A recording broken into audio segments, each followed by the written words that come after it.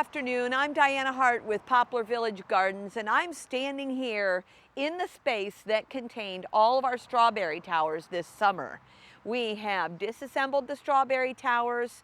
We have taken all the runners and gotten them started in different growing places so that when we get to the next season, we will already have strawberry plants that are well established and ready to go instead of having to start runners during the active growing season. It is, I think, fall, people go into hibernation kind of like the animals and plants go into hibernation. There's a lot to see out here. Like one of my master gardener teachers said, brown is a color. Leave something for me to see. Brown is a color. So all of this will be out here, and we will be able to see the evidence of our work this year and the promise that it brings for the spring as it feeds and nurtures nature during this cold weather season.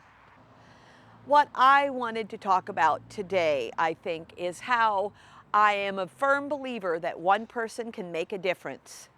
You can look at a project like what's happened at Poplar Village Gardens and say, I could never do that. These things were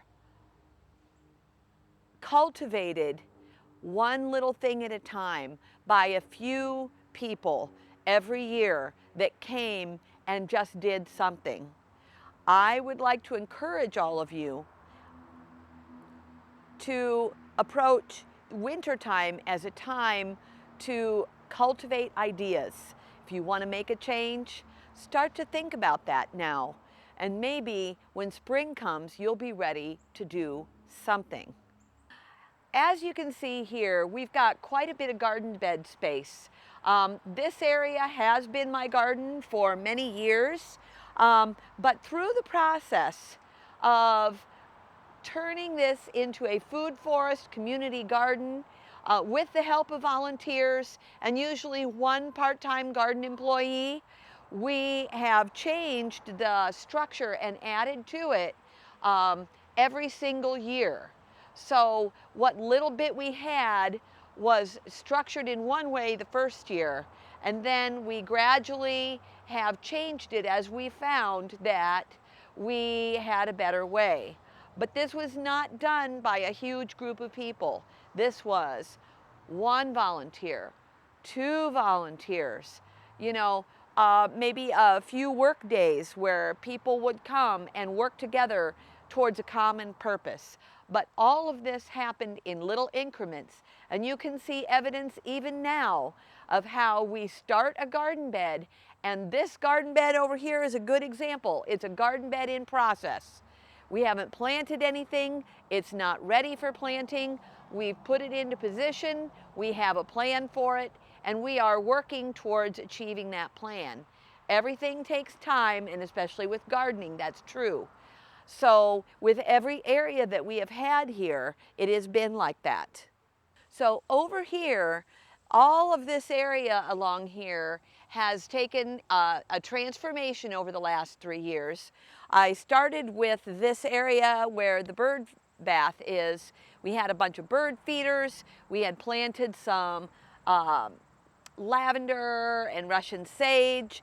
In the next year, we added some native plants. This year, we've really worked to define this area, give it some mulch, try to cultivate some food plants within this so that it's not just a haven for the pollinators, but it's also producing food for humans.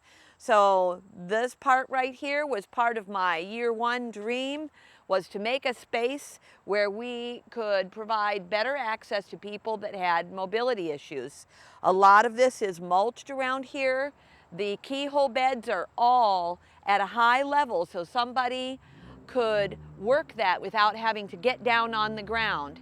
And so all of these beds are in process. They were filled with wood and mulch before we put soil on, and you can see that the levels have sunk down. And so we will add some mulch, then in the spring we'll add some compost, and we will have our levels back up to where they need to be planted. So This area right here has taken some time to develop. We originally had a smaller craft greenhouse, which did hold its own for most of the first 2 or so years. It was damaged in a windstorm last year. We managed to keep it on its last leg through the growing season. And then at the end of the season, we put in this new greenhouse.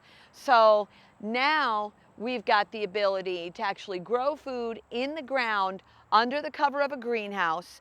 At present, it's not heated, but we could, if we wanted to, have installed some solar power out here and possibly turn this in to a greenhouse that has some heat.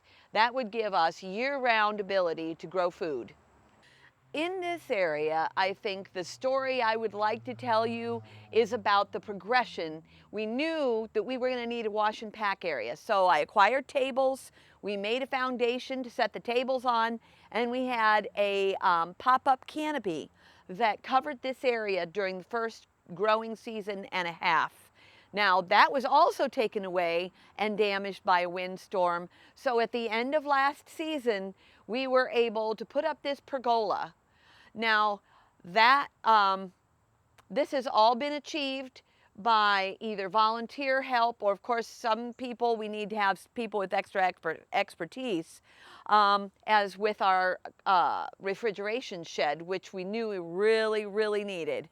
But here too is some culmination of the community building that we have done. We use this area a lot on volunteer work days to have sign-up sheets, information, and other tools and materials that we need. But the other thing that has happened this season, which I'm especially excited about, is we're bringing in other parts of our community, and Miss Virginia's brings us their compost. And what they generally will do is they will bring the compost, and we will look at it to see if there's anything that can be used higher up in the food stream, in the waste stream. What I really like, and the story that I have to tell about this area, is that we have managed this year to form a partnership with Miss Virginia's. We donate our food that we grow, and they bring us compost. And what we have discovered is that there's a lot of food recovery that we are able to do because they bring to us the things that they cannot distribute. And it has meant that we can make more food available to the people in our community. In closing, I think that I cannot stress enough how one person can make a difference. I think everyone should choose something they're passionate about and find one small way to make a difference. I know here, with all of the trees and the plants that were back here, those were planted a few at a time by passionate individuals who wanted to create a space where everyone, including the wildlife, could flourish.